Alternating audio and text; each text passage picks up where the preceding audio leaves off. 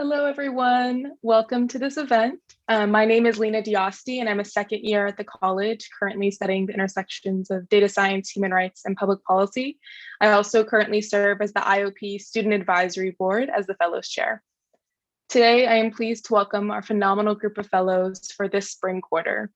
These fellows embody and live out what it means to care enough about the place in which you reside and identify with. Their powerful activism, devotion to live out their values in public service, and visionary pursuits for change and justice make this collection of fellows uniquely capable to share insights and passions for all of us to foster a better today and tomorrow. Whether it be on the Hill, on the streets, in local office, in the courts, or in nonprofits, this collection of fellows executes a multifaceted way in which people can build power, reimagine our institutions, and champion change. Our first fellow is Representative Justin Amash. Representative Amash is a former member of Congress who represented Michigan's 3rd Congressional District from 2011 to just concluding his term this year in 2021. First elected as a Republican, Representative Amash later left the Republican Party in July of 2019 to become the first and only Libertarian member of Congress to date. In addition to this, Representative Amash is very fond of trees, particularly the Dawn Redwood. He and his wife, when he and his wife got married, they gifted each of their guests this tree. To hear more from Representative Amash's experience as a Libertarian and maybe some anecdotes about some trees, you can attend his seminars on Thursdays at 12 p.m. Central, with his first seminar starting tomorrow at 12. Our second fellow who will be joining us this quarter is Nathan Law. Mr. Law is a young Hong Kong activist currently in exile and based in London. During the Umbrella Movement in 2014, he was one of the 5 representatives who took part in dialogue debating political reform. He is the founder and former chairman of Demosistō and former member of the Legislative Council of Hong Kong. Starting April 26, which is 5th week, Nathan Law seminars will be held on Mondays at 12 p.m. Central. Our third fellow is Cecile Richards. Richards is the co-founder of Supermajority, a women's political action group, the former president of Planned Parenthood from 2006 to 2018, and a proud Texan. She is the author of the New York Times bestselling book, Make Trouble, that empowers women to take lead and make change. For Miss Richards' side hustle, she is known for making a mean pie with her signature sour cherry reigning first place. Cecile Richards' seminars will be held on Tuesdays at 12 p.m. Central. Our fourth fellow is Heather McTeer Toney. Elected at 27, Miss Toney served as the mayor of Greenville, Mississippi from 2004 to 2012, notably being the first in many regards, as the first Black, the first female, and the youngest member to serve as mayor of Greenville. In 2014, she was appointed to serve the Regional Administrator for Environmental Protection Agency by President Obama. Today, Ms. Toney is a Climate Justice Liaison at the Environmental Justice Fund and the Senior Advisor to Mom's Clean Air Force. Notably, Ms. Toney is also a trained triathlete. You can hear from Heather McTeer Toney during her seminars on Tuesdays at 3 p.m. Central. Lastly, our 5th and final fellow is Sally Yates. A native to Atlanta, Yates served in the Department of Justice for over 27 years. Ms. Yates is also the former Deputy U.S. Attorney General from 2015 to 2017 and acting U.S. Attorney General from January 20th to 30th of 2017. During her time as Deputy Attorney General, she focused on advancing criminal legal reform in a multitude of ways. Ms. Yates comes from a family of doers, with her grandmother being one of the first women admitted to the Georgia bar. Sally Yates seminars will be held on Wednesdays at 12 p.m. Central.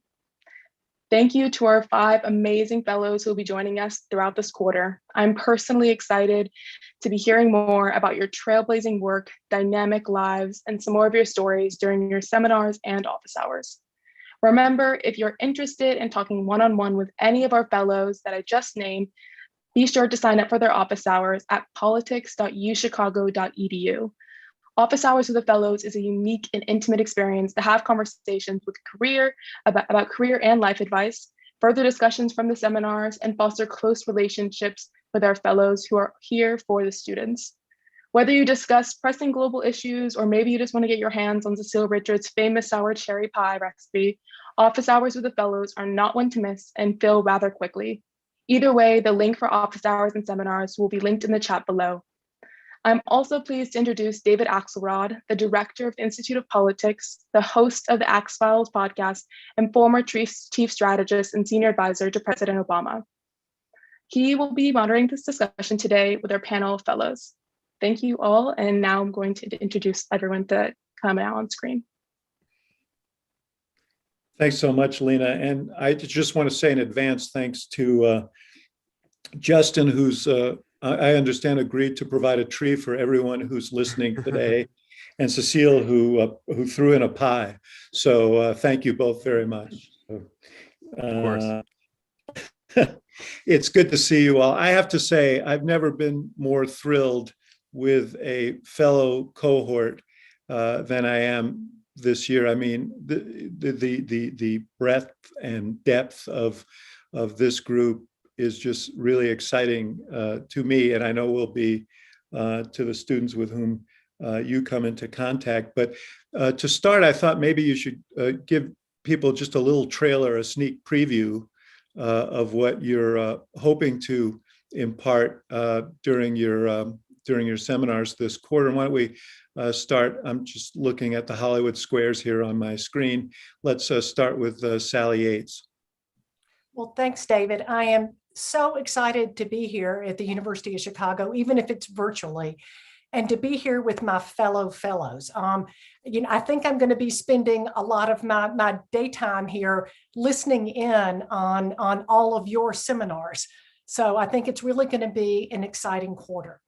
My seminar is entitled "Injustice for All, the Rule of Law, and Our Endeavor to Fulfill Our Nation's Promise of Equal Justice." I think those two terms that are in there, the rule of law and equal justice, are terms that I'm sure all of us have heard about all of our lives. They're in our Pledge of Allegiance, in our founding documents, but we're going to examine a bit of what they actually mean.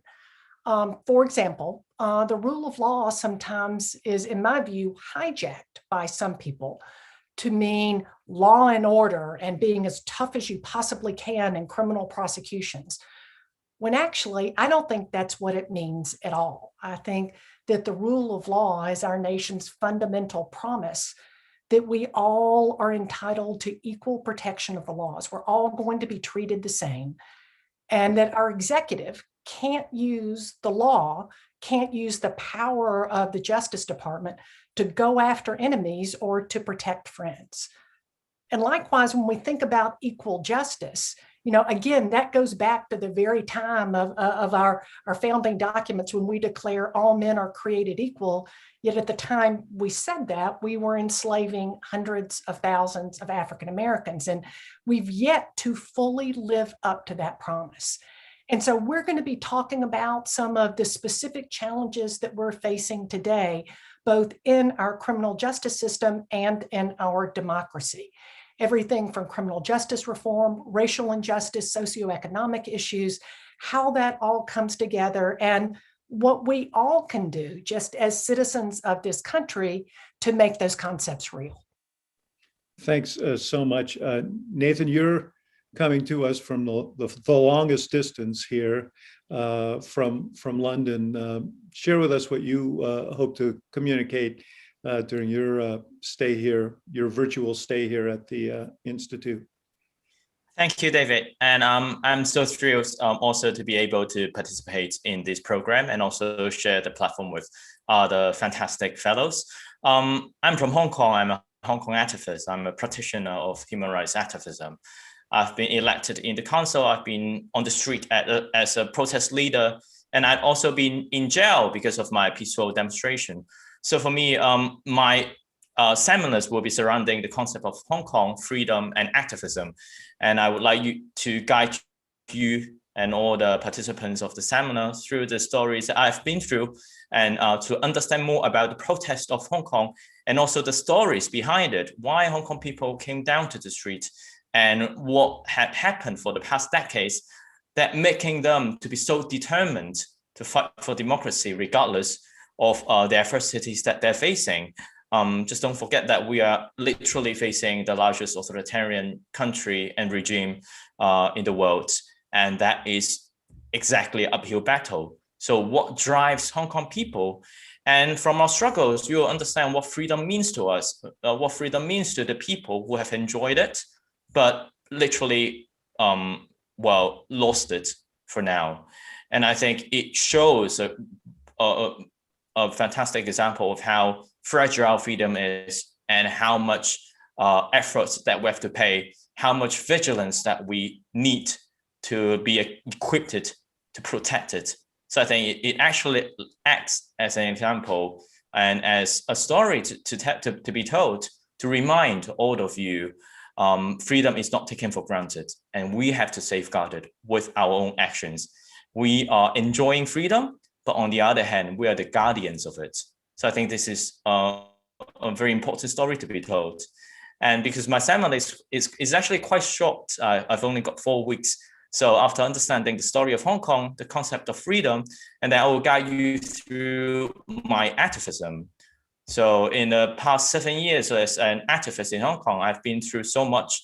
I've literally been through a complete period of how a so-called activist look like, from protesting on the street, becoming a well-known protest leader, and going into the chamber, debating policies, and then going to jail to be in the university of protesters, to understand how it feels like to completely lose your freedom. So I think my story could help you to understand how activism look like, especially in the context of Hong Kong, in the context of facing the Chinese authoritarian regime. And it will put you into my shoes and to understand how it feels like, and possibly for you to rethink about your position and participation. By the end of the day, at the very last seminar, I would like to invite you to an interactive dialogue with me, so that you can lay out your vocation, your interest, your concerns over particular social issues that you are aware of, that you want to devote at least your college life to enhance it and to change it. And we figure out how to make it done, how to step out of your comfort zone, and how to make the strategies and aims and beliefs of yourself, to transform it into actions and to be the change that you want to make.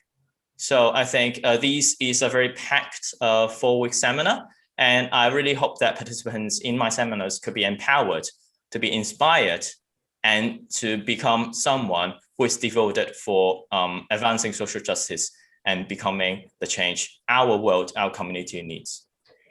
Nathan, thank you. You just to paraphrase Robert Kennedy, democracy's not a gift, it's an achievement. And you remind us of that. And it's something that we, I think, too often take for granted. Justin, Amash, you've used freedom is central to your language and your political philosophy, but you've also, you have a unique perspective on the political divides in our day, and you lived them for 10 years as a member of Congress. Tell me about what your seminar is hoping to achieve. Well, thanks, David. First, thanks to the University of Chicago and to you, David. And I'm thrilled to be here with all these fantastic fellows. I think we have a great group here, and we'll get to learn from each other throughout this process. You know, this is really exciting for me because one of my favorite things as a member of Congress was spending time talking to students.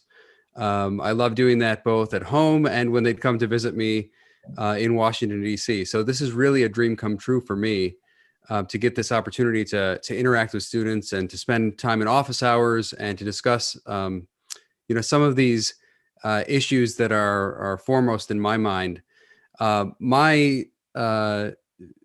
My seminars are go under the title "Why I'm a Libertarian," and I think a lot of people have you know, different perspectives on what libertarianism is, and it's just not clear to people what it is. You know, as I go around the country and listen to people talk about libertarianism, there's a lot of confusion about what it means. And if you ask people, are they libertarian? you'll get a lot of different answers. Some people will think that a lot of people are libertarian. Others will say, nobody's libertarian, that it's a very theoretical philosophy. Now, I've applied libertarianism to my work from the moment I entered the political field. I ran for state house and served as a state representative, and then served in Congress for 10 years as a libertarian.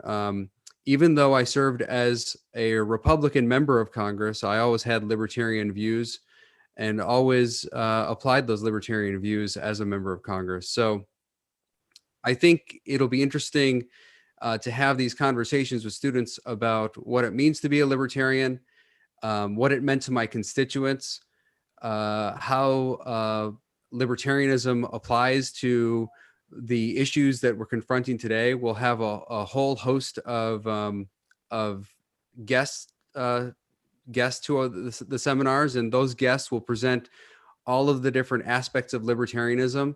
I hope to have some people who talk about localism, some people who will talk about anarchism, which is sometimes presented as a type of libertarianism, even though I think it's quite different.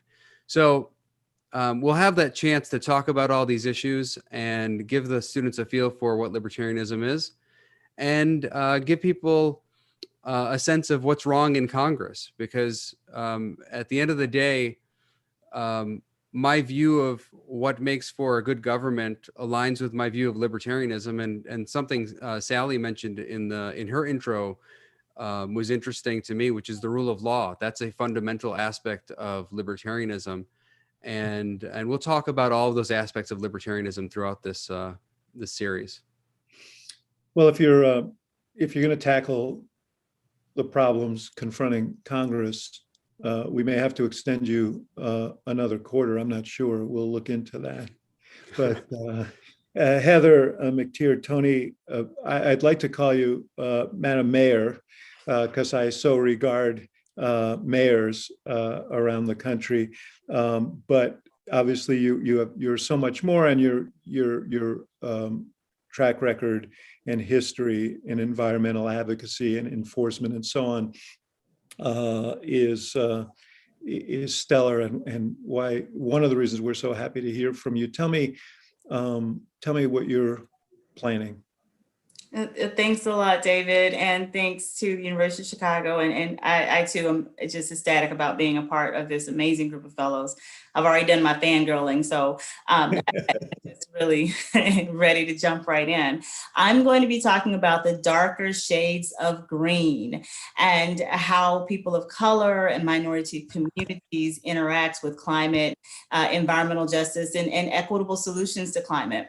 I will tell you, when I first started doing environmental work, I didn't know I was doing environmental work. It was Lisa Jackson, who's the first African-American administrator for the US EPA, that pulled me to the side quite literally and said, you're doing environmental justice work. And that was an eye-opening encounter to the years that I had been doing this type of work, just not realizing that's how I should identify it. And it speaks to how we see and interact with environmentalism today through culture, through society, through imagery. So I Googled, what does an environmentalist look like? And all I saw were 2 pages of white people hugging trees, Birkenstocks, references to veganism, and very singular things that I didn't identify with. It didn't show me an image of myself. And so I realized that the ways in which people of color interact with the environment and with nature and with climate is so missing from the mainstream conversation, yet it's so integral to how we come up with solutions. So my seminar is going to focus on that. All of my guests will be people of color that work in environmental spaces, that are active practitioners. And we're going to dig into, and I hope really push the envelope on how there's a strong interaction and really foundation of climate and environment to every single social justice issue of our time. So we're going to talk about how climate change impacts the George Floyd trial that's taking place right now, and how there's a connection between extreme heat and violence in urban communities. We're going to talk about housing and redlining, and how permitting regulations have directed people of color to live literally under clouds of pollution. We will dig into education. We're going to dig into faith, just about any and every space that you can think about that is a social justice issue. Hopefully we will tackle. I will tell you there are a lot of them, but I'm really encouraged to get feedback from students about how they see interactions of climate, particularly maybe through a lens that they don't normally look through. Yeah. National security and migration are also profoundly impacted. Cecile, you've witnessed and you've made a lot of history over the course of your life. And I'm not that old, David. Please. Well, I'm just complimenting you because in that short life, you've made a lot of history and you've witnessed a lot of history. So you have, but you do have unique perspectives. And tell me, and you're also, you are a troublemaker in the best sense of the word. Tell me what you want to impart to other aspiring troublemakers. Cool. Thanks. Well, I'm like everyone else, incredibly excited about this. And I feel like Sally said, I could spend all my time just listening to all our different fellows. This is going to be an extraordinarily rich couple of months. So thanks for inviting me. I also just have to say, David, it's kind of interesting that we have 3 Southern women out of the 5 folks. So I'm just saying there's some kind of Southern theme here. Yeah. And I hope we can either rehabilitate or educate folks about what women in the South are up to. So it will not surprise you or anybody that I'm really interested in this moment, this political moment for women. Women are the majority of voters in this country. They were determinative in the primary elections last cycle. We elected the first woman to the executive branch, Vice President Kamala Harris. And yet there's still so much to be done in terms of policy. I think a lot of things are changing, but I feel like I get stopped all the time by young people asking what they should do next, and whether it's run for office, become an activist and advocate. And so the folks I'm bringing in are really going to be what I'm calling women on the front lines, women who are in the media, shaking it up, trying to bring different perspectives to issues that that women in particular care about, particularly post-pandemic. We'll have some amazing women members of Congress who've just gotten there and who are not wasting any time. Some women in state legislatures where they are really fighting against a lot of things, issues that are being decided at the state level. And we'll talk to women who are training folks to be activists and run for office. So I'm super excited. I think it's going to be really fun. And I will say I've already gotten to meet the students that I have the honor of getting to work with as my little cohort. And they're fantastic. So I cannot wait to meet the rest of the students that will be both part of these, part of our lecture series, but also during office hours. So this is going to be, it's going to be awesome. Thank you. So let me just do a round of quick questions and then we'll take questions from the audience. Sally, I'm no linguist, but I detect in your voice that you're from Georgia. And given the nature of your the inquiry or the subject matter that you're covering, it would be malpractice of me not to ask you about the law that was just passed in Georgia relative to voting and voting rights. First of all, what is your analysis of those? What are the prospects for the cases that have been filed challenging those laws? And given this Supreme Court, do you see any prospect that if those cases reach this Supreme Court, that they would be thrown out? Yeah, well, there are no fewer than 4 lawsuits that have been filed now, and I expect not only may there be more lawsuits, that I think there are going to be new counts that are going to be changed, that their complaints will be amended, there are going to be new plaintiffs that will come in. So I think that you're going to see these laws challenged from every possible angle, as they should be. We can talk about what the chances are, both sort of at the lower court level and when it gets to the Supreme Court. But before you even get to that, to me, much more distressing is what motivated the passage of this law and what is pending in scores of states across the country to begin with. There were a number of provisions here that were even more offensive that did not make it into the final legislation. But, I've heard people kind of use that as an excuse for why maybe this isn't so bad, like a little bit of voter suppression is okay. It's not okay. And, look, the law, when after Shelby County, certainly the DOJs and losing pre-clearance, where states like Georgia, who have a history of voter suppression against African Americans, had to have changes in the laws cleared in advance. When the Supreme Court got rid of that, that opened the floodgates. And what we're seeing this year in response to the big lie is really, to me, one of the most disturbing things we can see from a democracy standpoint. So I know I'm not answering your question about what the chances are. I want to be optimistic because from my standpoint, it's just so wrong what has happened. The makeup in the Supreme Court's not ideal, to understate this in bringing this challenge, but that's why I'm also hopeful that perhaps this is when we'll get a new Voting Rights Act in Congress that can address this more fundamentally, so that we're not trying to just protect people's right to vote through litigation. So I know that sounds like a huge dodge. Let me give you the short answer to that very long, rambling answer. I don't know what's ultimately going to happen, but I know it's a fight worth fighting. Yeah. Both fights are tough. The court fights in the court and the fight in the Senate on voting rights, but clearly important. Nathan, you're sitting in London because you're basically exiled from Hong Kong, and the situation there has deteriorated in recent months. Do you see the election of a new president in the U.S. As a important point of delineation between the past and the future,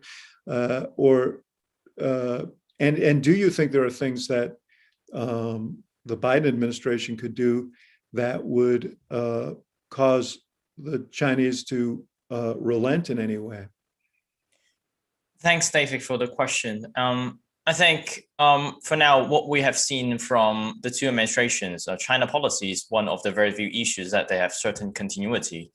And I think in the future, the Biden administration would definitely hold a very assertive China policy. The grand strategies is there, but I think it tends to be a much more multilateral and emphasizing collaborating with alliance, which is actually the things that we need, because for now, the expansionist nature of China and the Chinese Communist Party makes numerous threats to the region and also to our global democracy.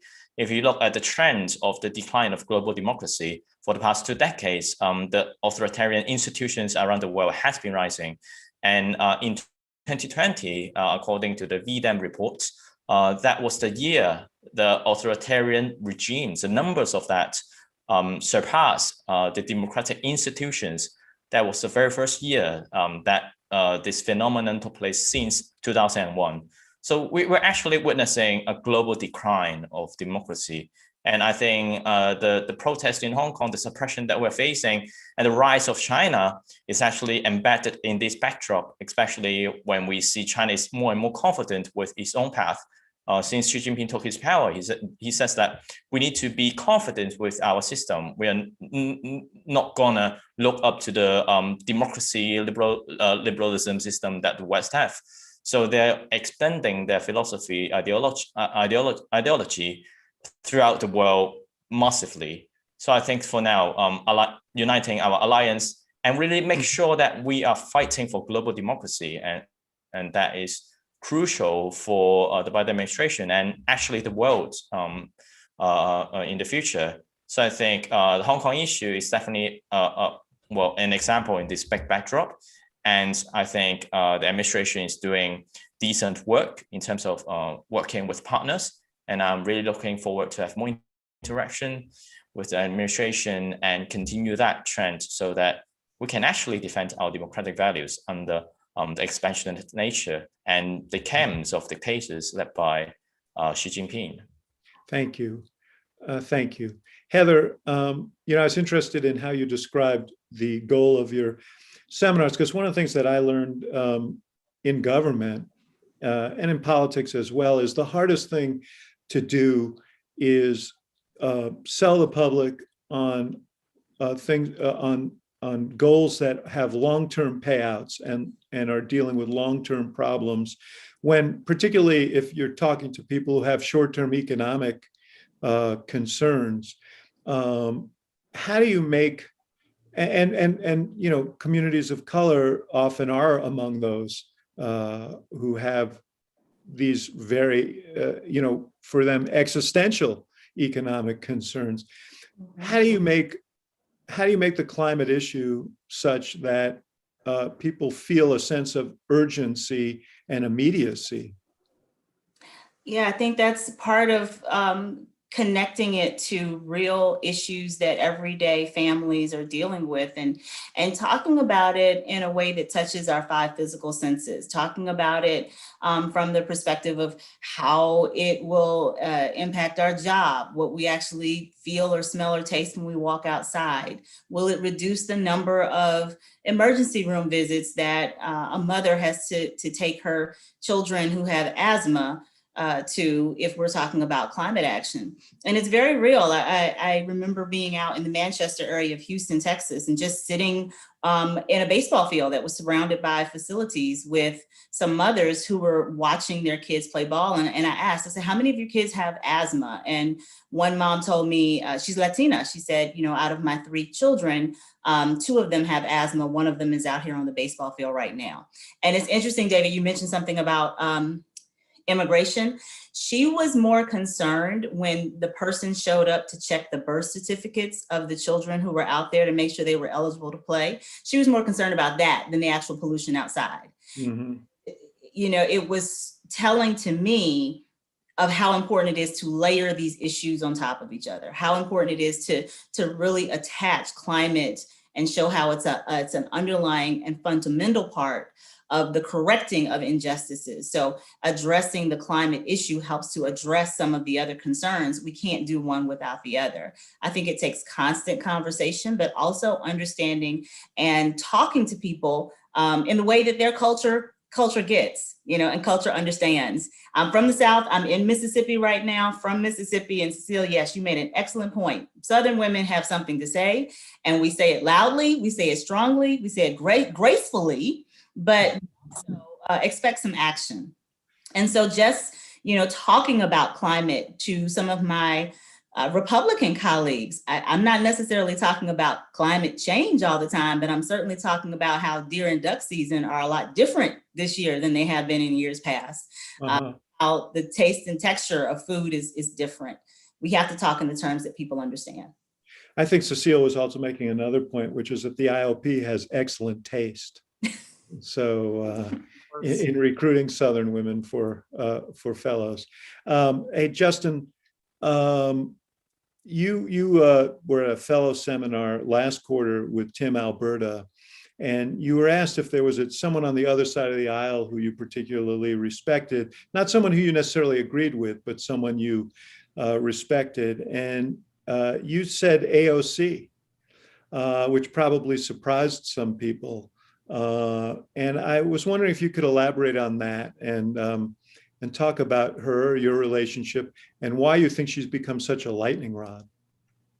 Yeah, it's so rare in politics to find people who are independent-minded and who will stand up for what they believe in. And that's especially true in Congress, where partisanship has become so dominant that really people align with their parties almost 100% of the time. If you break with your party, say more than 7 or 8% of the time, that's pretty unusual. over the course of a term. So she's someone who's shown a lot of independence, a willingness to press her own party on a variety of issues that she cares about. As you said, and I think as people know, we have some differences on policy, obviously, but we also have some places where we align. You know, libertarians and progressives have a lot of alignment in a number of areas, including things like civil liberties, or the death penalty, or our never-ending wars. There are lots of areas where we will line up, and you know, in Congress right now, everything is so top down that you basically don't break from your party. It is a very centralized system, and it is hard to change that system. And I think she's the type of person who has the clout to change it. I mean, you have to have both the will to change it and also the clout. And she has that clout. She has enough people who are supporting her. She has a lot of political talent. And I think she could make a big difference in politics over the next several years. And that's what I want to see. I want to see a whole Congress of independent-minded people. And it's going to require people like AOC paving the way. Yeah, I mean, I'm listening to you speak, and you're certainly an example of someone who had the courage to display your independence. But it is noteworthy that you're here with us right now. So, you know, it's a tough road to hoe, and hats off to those who are willing to take that road. And we're pleased you're here with us. Don't get me wrong. I'm happy to be here too. Cecile, I have to drag you. I know you have a new role, but I have to just take you back to your last role here. I'd be remiss if I didn't ask you. We do have a new Supreme Court, and there is a widespread supposition that if Roe versus Wade comes before that court, that they will throw it out. I was wondering if you share that view, and the concern and the view, and what you think the ramifications of that are, and how the country will respond to such a decision.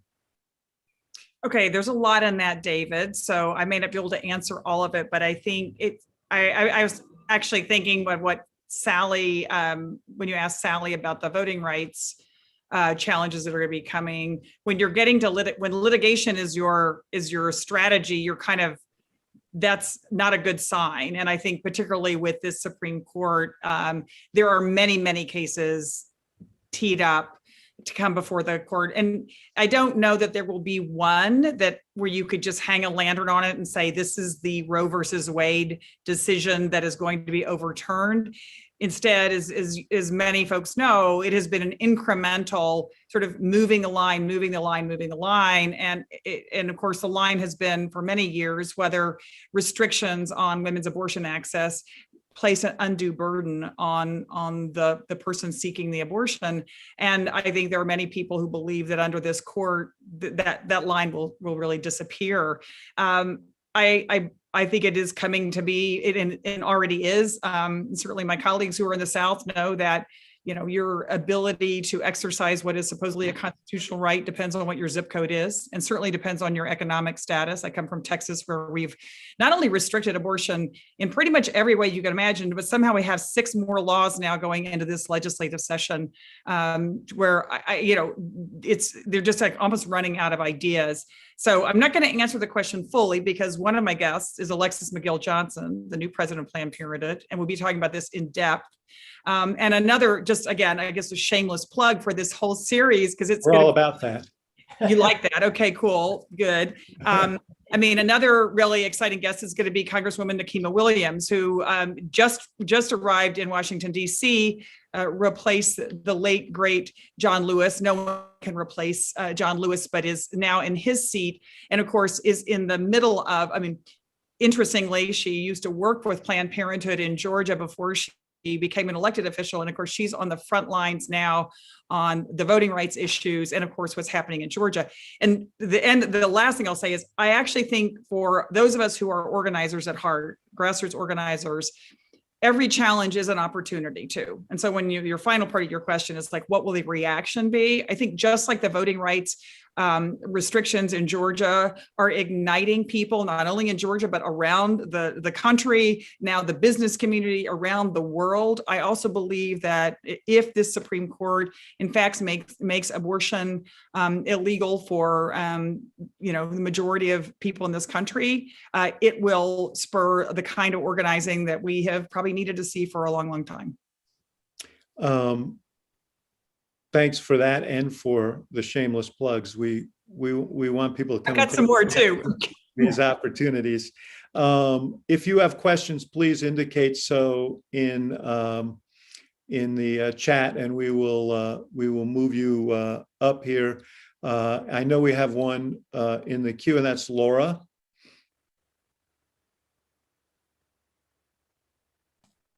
Good afternoon, everybody. So my name is Laura Koch. I'm in the evening master's program at Harris School of Public Policy. I have a bit of an easier question than Mr. Axelrod. Where do you guys go to consume your news? Where are you getting your information on current events? Something that we might know or something that we might not know. Thank you. Laura, this is going to completely unconventional, but I absolutely love TikTok videos and finding out what are some of the latest and greatest news things, believe it or not, that come from some of those videos. One of my favorites is Dr. Enna, and she's a psychology professor who completely debunks myths. And I love the way that this different media of showing things in 1-minute clips and actually giving real news. Now, I certainly understand there's a lot of non-real news that's on TikTok, but I think, she's a great example of a PhD level professor who completely debunks psychology myths, and I am here for it. So that's my unusual little place. All right, who's next? Well, I'll say I go to Twitter. If I just want to find out what's going on, like in the immediate moment, but that doesn't really give you the depth of any story, and that's one of the problems we face right now with media. I mean, it's an ongoing problem. I don't think we have the kind of long form journalism we used to have, and that is really harming our system and leading to a lot of misinformation out there and a lot of confusion about things. And I think it's also impacting Congress, because when Congress knows that nobody's going to pay any attention to the actual legislation, nobody actually cares about any of the details, nobody's actually investigating or researching, then why would the members of Congress paying any attention to it? They stop actually caring about how they amend legislation or what's actually in the final legislation. They end up just accepting things like, we're going to pass a 5,000-page bill with half an hour to read it, because no one in the media is going to cover it anyways. So that's a real problem. And I do think we need more long form journalists. I think Tim Alberta does a great job. I was in his seminar the last semester, and he does a great job of that sort of long form, but we don't have enough of that. Yeah. I'll pop in real quick. Although I cannot compete with Heather, I have no idea how I get news from TikTok. So I'm going to have to get a lesson here. But I actually one of the things that's exciting, and again, this will be another shameless plug, is that there are now more and more women's media things popping up, new platforms. And one of the ones that I think is really exciting is the 19th, which launched about now almost 2 years ago. And just happens that Erin Haynes, the editor-in-chief, who is such just a badass dynamo, is going to be one of my guests, I think the second series, and talking about what it's like now to begin to tell the news from a different point of view. And so I think there are some exciting new places that are unconventional with different voices. So come listen to her. Sally? I'm pretty conventional. And in fact, I'm embarrassed now to admit this. Like Justin, I actually go to Twitter for like what's happened in the last hour.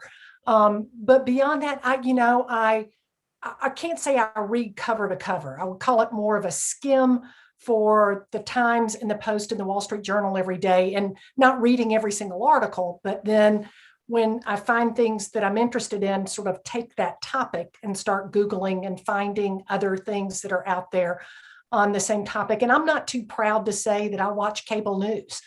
It's going at night while I'm making dinner, and usually, whether it's CNN or MSNBC, and I try to make myself watch Fox sometimes, even though it's not my perspective, so that I can have a better sense of sort of how other perspectives are covering the issues. It varies how long I last in that, but I try to do that too. Well, first of all, let me say on behalf of cable TV, thank you for your patronage. Nathan, I'm interested in your answer because, information flow is probably an issue right now. Tell me, generally what your information sources are, and particularly how you keep up on what's going on in Hong Kong.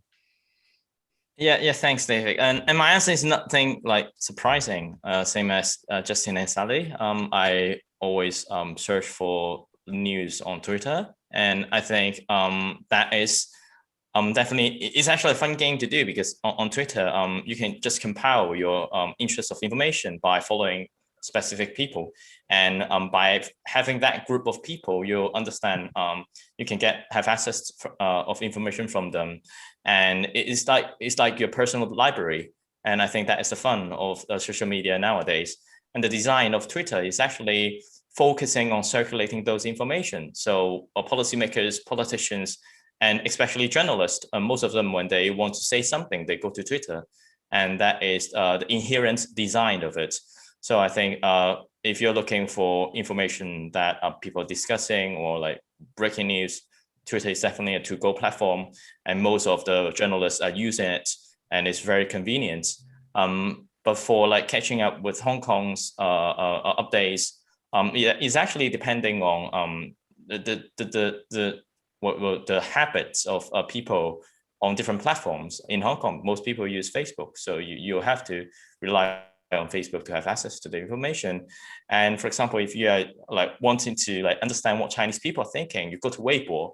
And I think in this current world, there are so many fragmented and compartmentalized ways of receiving information. And as a politician and as an activist, we have to understand how it looks like, so that we can have access to different parts of the information, and make sure that we have a comprehensive understanding, no matter what issues that we're dealing with. Great. Thank you, Laura. And Sophie here has a question. Hello. Hi, guys. Nice to meet you. My name is Sophie here. I'm a second year here in the college. I actually have a question for Mr. Amash. I was just curious what you think the future of a third party is in the United States, and what we can do to get more independence in Congress, and why having independence in Congress is important. Thanks, Sophie. That's a great question. I think the prospects are good in the near term. I mean, in the long term, I think, things start to settle out. The inherent structure of our constitutional system will lead to two strong parties. Though I could imagine a future where even the party system altogether starts to break down, because we have such a flow of information now that parties are less relevant. It used to be the case, 50, 60 years ago, that people didn't really know much about their members of Congress at all. They could know their political affiliation, but there weren't really town halls being held. News was pretty scarce. You weren't getting a lot of information. You certainly weren't getting up-to-date information about like how they voted last week. So political parties were more important, and I don't know that they'll be as important in the future. I do think in the near term, the Libertarian Party can be successful. It's the third biggest party in the country. I think it has an opportunity here because The Republican Party has moved in a very nationalist direction. It's become a very nationalist, populist sort of party. And I think the Democratic Party is still missing a large swath of the electorate with the way it operates. I think it's been focused a lot on the coasts and has missed a lot of people in the country. So I think there is an opening for a third party to really be successful going forward. And I do think it's critically important that we, whether it's a third party or just independent candidates, that we have them in Congress and in all parts of government. We want to have other voices. What so often happens now with these two strong parties, I mean, they're getting weaker all the time, but two dominant parties, let me put it that way. What happens is there's just not much critical thinking anymore. Your leadership says, this is what we're doing, and then the other people fall in line. And there are so many incentives to make it happen that way, including money and positions within the party. And that might include even official positions like committee positions. So I think it's really important that we do have more independent voices. Thanks for your question. Your answer on the prospects for the Libertarian Party causes me to extend an invitation to you that if you want to make any announcements relative to 2024, that you do it here. The IOP, we'd love we'll see. We'd love to hear that. We have one more question, and it is from, hang on a second here, from Mark. And Heather had to leave early. She told us that in advance. So if she disappeared from your screen, it wasn't in protest of Justin's answer. Hi, everyone. Thank you all for sharing your time. So my name is Mark Slyman. I'm a first-year student at the Pritzker School of Medicine, and I'm actually spending the quarter here on the Hyde Park campus. And my question relates to healthcare, predictably. So how can medical professionals incorporate advocacy and public policy into their work? And do you see that as sort of part of their job? And then how do you see federal healthcare changing in the future from your experiences? And I know it's kind of a very big question if you don't have time, but thank you. You know, I'm going to ask Cecile to answer because, in fact, Planned Parenthood provided a lot of health services around the country, and therefore you have a pretty sophisticated sense of the healthcare system. I mean, Mark, one, I just want to like hug you and say, I'm so glad as a first year you're thinking about this, because and it's been interesting, I would say, over this last year of the pandemic, the appreciation for the medical community and the medical community being a voice, not only being an important caregiving, front lines of caregiving, but also really an important voice for people who want to know what's happening with regard to healthcare and with regard to medicine. I know from many years at Planned Parenthood, the most effective folks, and it was funny, Justin, I know, mentioned the other day how much he loved in Congress hearing from young people. That was like a great group of people to bring to Congress. But doctors and healthcare providers actually being able to talk about healthcare delivery in their local community, invaluable. And, you know, demystifying it, particularly when particularly dealing with issues like reproductive rights. But I would say too, I mean, there's so much work, obviously the Affordable Care Act, which David and I could probably talk about this a long time in terms of, you know, that whole battle to pass that, and, you know, the great things it's done. So much more that we have to do, and having medical professionals involved in advocating for their patients and for their profession is incredibly important. I think one of the things, I'm sorry Heather's not still on, because obviously one of the most important things that I think people have learned more about, if they didn't already know, was the disparate access to healthcare we have in this country, and that's been demonstrated by this pandemic. Not only in terms of, you know, who's lost their lives, but now even in the rollout of the vaccine and how unequal it is. We have a very unequal healthcare system in this country, and so I hope you and all the folks that you meet in your years get as you move into this field can really be a voice for the care that you provide, and most importantly for the people that you take care of. It's really important and really powerful. Thank you so much. Well, thanks, Mark, for your question. I'm going to read a last question. We've got a couple of minutes left here. And this is from Alexandra, who's a third year in the college.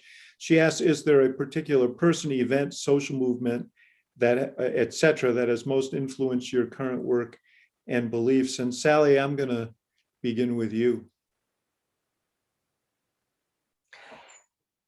You know, I'm punting on this too. I can't say that there's like one person or event, or it's been more to me the sort of quilt of over the years and people whom I have encountered that aren't necessarily the high profile people that you read about, but that I've been inspired by.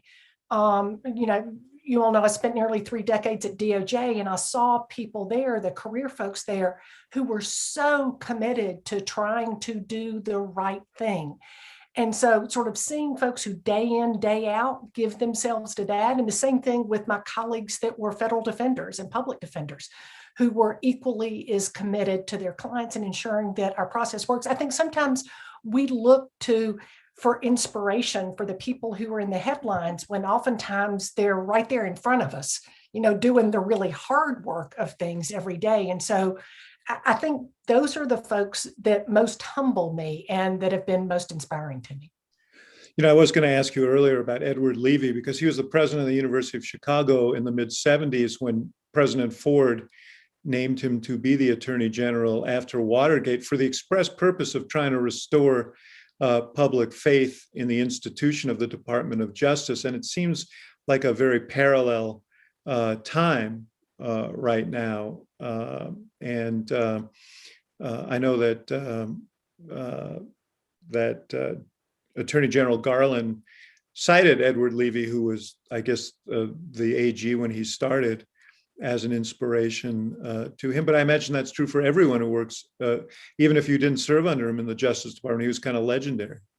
Sure, because he sort of took the Justice Department back for the people of our country and what it is supposed to be. And, you know, it is not a partisan thing, but rather the people of our country being able to have confidence that they may not agree with every decision that is made, but that they have confidence and trust that those decisions are being made for the right reason. And certainly Merrick Garland is a terrific person to follow in the footsteps of Edward Levy to be able to restore confidence in the department today. Nathan, I'm going to use my moderator's prerogative and ask you to just briefly answer that question, because it strikes me that someone who's fighting the fight you're fighting and in the situation you're in must look elsewhere for inspiration in these democracy movements. Yeah, I think the answer comes with a lot of layers in terms of personal realization and how to sustain myself, how to always be charged and have faith towards what I believe. I always read autobiography of the other great people like Mandela, like Martin Luther King. And the reason why I read it is not because I wanted to like draw lessons. It's difficult. The contexts are so different, but you can always, by understanding their story, you can learn from these people when they face a much harsher condition, much larger suppression, and they could still cope with it. And that mental strength that could support you through difficulties, I think that is exactly the thing that I have to learn from them. And especially when I was in jail, I was reading their autobiography, and I know they've been here, but they made it with strong mental strength. So that's something that I really look up to when I learn lessons from these great civil rights leaders. And if it's about my pursuit on democracy, and I think like there's some similarities of my answers to Sally's one. The most memorable moments were the moments when I was in the 2019 protest, which of course is all over headlines all over the world, and people around the world understood what's happening in Hong Kong. But it was the moments that I was in touch with 12-year-old frontline protesters with protective gear, that facing rubber bullets, and in his back, he carries his last look with him in case he went missing or encountered some adversities. It was protesters who were sentenced to 5 to 6 years because he was protesting and he was comforting people on the court not to worry about him. It was all those nameless people who sacrificed the most for the movement and asked for no rewards. And I think that those are the true spirit which mobilized me, because we're pursuing the same thing, and we're in a community where we share the same identity, and their sufferings becomes my pain. When I feel the pain, then I have to encourage myself to walk 1 more mile for them. And I think that's exactly what a virtual community, what a community around our shared values are capable of mobilizing each individual in that community of going forward. So I think that that's something that really inspired me for my activism. Thank you so much. And thank you all. I think anyone who was listening can understand why we're so excited. And it's not just having all these Southern women, but having all these formidable leaders with us this quarter. I mean, I've been inspired just by this last hour, and we so look forward to taking full advantage of your presence here and draining every bit of wisdom and experience that we can from you. But just super exciting to have you. So thank you all so much, and thanks everybody for listening. Please visit the seminars. Fill up these office hours, take advantage of the presence of these towering people, and let's have a great quarter. Thank you. Thanks so much. Thanks, everyone. Thank you. Thank you so much. Bye.